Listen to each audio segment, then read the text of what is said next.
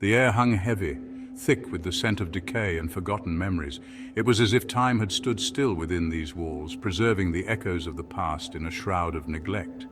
The room was a silent witness to the passage of years, each layer of dust a testament to the lives once lived here. He stood at the threshold, hesitant. The weight of his decision to return bore down on him, making his heart race. Memories flooded back, each one more vivid than the last, pulling him into a vortex of emotions he had long tried to bury.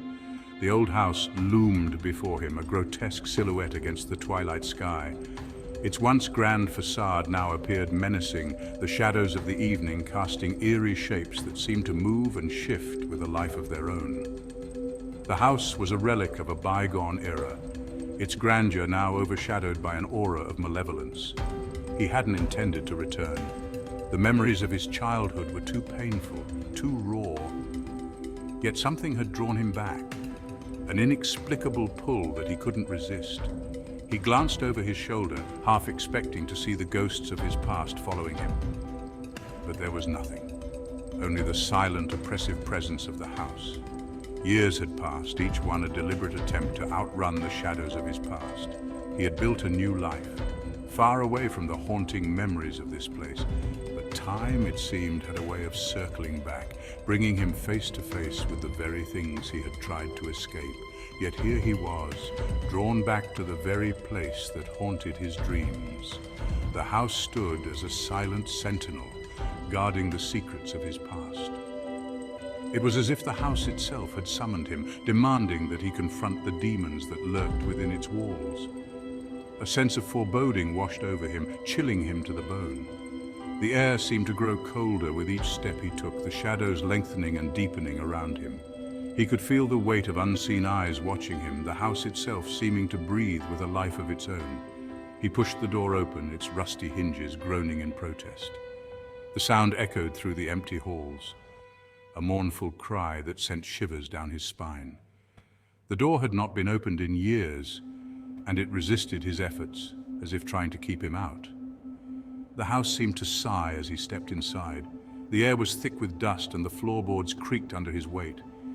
It was as if the house was waking from a long slumber, its very structure groaning in response to his presence. The floorboards creaked ominously beneath his feet, each step a reverberation of forgotten footsteps. The sound was unnerving, a constant reminder of the countless lives that had once walked these halls. Each creak seemed to whisper secrets, tales of joy and sorrow, of life and death. Cobwebs clung to the walls like ghostly apparitions, and the musty air was thick with the silence of decades. The room was a tomb of memories, each cobweb a delicate thread connecting the past to the present. The silence was deafening, a stark contrast to the cacophony of emotions raging within him. As he moved deeper into the house, the weight of the past pressed down on him, threatening to suffocate him. Each room he entered was a step back in time, a journey through the corridors of his memory. The walls seemed to close in on him, the air growing thicker with each passing moment. He had hoped time might have dulled the sharp edges of his childhood fears. He was wrong. The house was a living, breathing entity, its very essence steeped in the terror of his past. Every creak, every shadow, every whisper seemed to conspire against him, reminding him of the horrors he had tried to forget. The house remained unchanged, a mausoleum of memories he could not escape. It was as if time had stood still within these walls, preserving the past in a state of perpetual decay. The rooms were exactly as he remembered them, each one a snapshot of a moment frozen in time. Every corner held a shadow, every room a whisper of the horrors that unfolded within these walls. The house was a labyrinth of fear, each turn revealing another dark memory.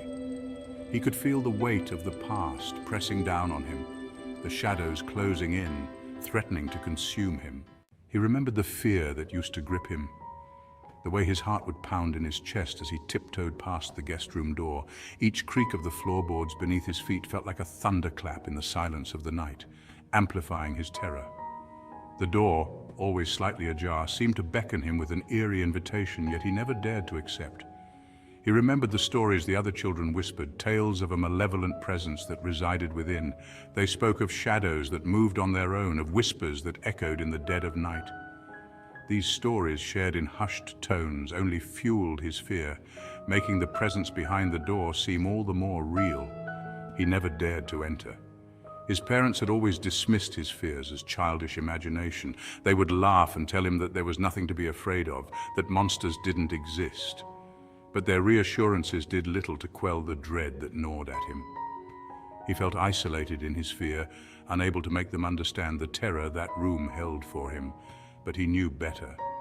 There was something amiss in that room, something sinister that sent shivers down his spine. The air around it felt colder, heavier, as if it was imbued with a malevolent force. He could sense it, a presence that watched and waited, lurking just beyond the threshold. He could feel it, a palpable darkness that oozed from beneath the door, seeping into his dreams. The light that sometimes shone from under the door was not comforting. It was a sickly, unnatural glow that only heightened his anxiety. It was as if the room was alive, breathing and waiting for the right moment to reveal its true nature. He recalled one particularly vivid nightmare. He was trapped inside the guest room, the walls closing in on him. The room seemed to shrink, the walls pressing closer and closer, suffocating him. He could hear a low, menacing whisper, a voice that seemed to come from everywhere and nowhere at once. A cold, disembodied hand reached out from the darkness, its icy grip tightening around his throat. The touch was so real, so tangible, that he could feel the chill seeping into his bones. He struggled to breathe, to scream, but no sound escaped his lips. He woke up gasping for air, his body slick with cold sweat. The nightmare had felt so real, so vivid, that it took him several moments to convince himself that he was safe in his own bed. But even then, the fear lingered, a shadow that refused to be dispelled by the light of day. He had tried to forget, but the memories lingered, etched into the deepest recesses of his mind. They haunted him, resurfacing at the most unexpected moments, a constant reminder of the terror he had once felt. He wondered if he would ever be free of them, if the shadows of his childhood would ever truly fade. And now, as he stood in the hallway, the familiar dread began to creep back in, wrapping around him like a shroud. The house was silent, but he could feel the presence still lurking, waiting. He took a deep breath, steeling himself, knowing that some fears never truly go away. They simply lie dormant, waiting for the right moment to resurface. He stood before the guest room door, its paint peeling like scabs on old wounds. The door seemed to whisper secrets of the past, secrets that had been long forgotten or perhaps deliberately buried. The brass doorknob was cold and slick beneath his touch, as if coated in ice. It sent a shiver up his spine, a premonition of the chill that awaited him inside. He hesitated, his heart pounding against his ribs. Each beat echoed in his ears, a drum signaling the approach of something unknown and possibly sinister. Taking a deep breath, he pushed the door open. The action felt monumental, as if he were crossing a threshold into another world. The hinges groaned, their protest echoing through the silent house. It was a sound that seemed to resonate with the very bones of the building, a lament for days gone by. The room was shrouded in darkness, the only light filtering in through the dusty window panes. The feeble rays of sunlight struggled to penetrate the gloom, casting eerie shadows on the walls. The air was heavy and stale, thick with the scent of decay. It was as if the room had been sealed off from the world for years, left to rot in its own forgotten corner of the house. He stepped inside, his footsteps muffled by the thick carpet. Each step felt like an intrusion, a disturbance in the stillness that had settled over the room like a shroud.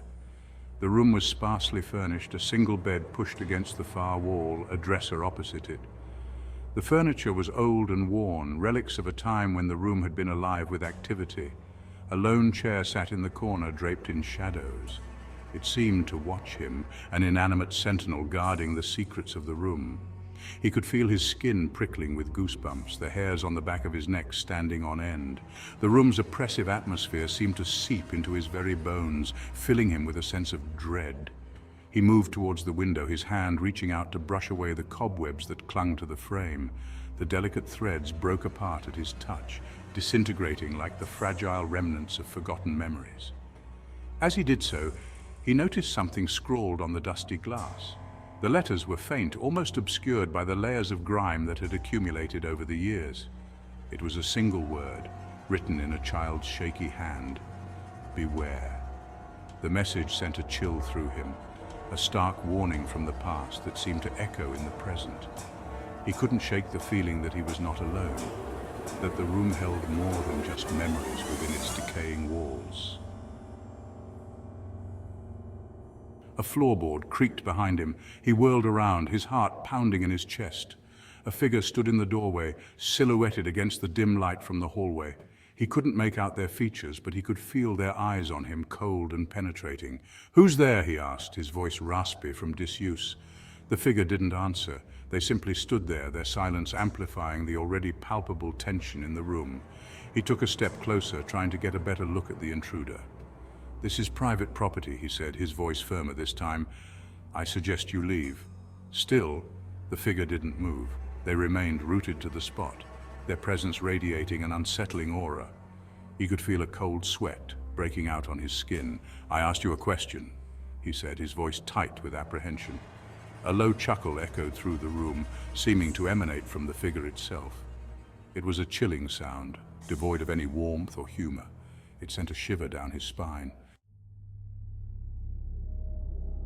"This house," the voice rasped, breaking the silence like shattered glass. "It remembers." He felt a chill run down his spine, despite the warmth of the setting sun painting the walls.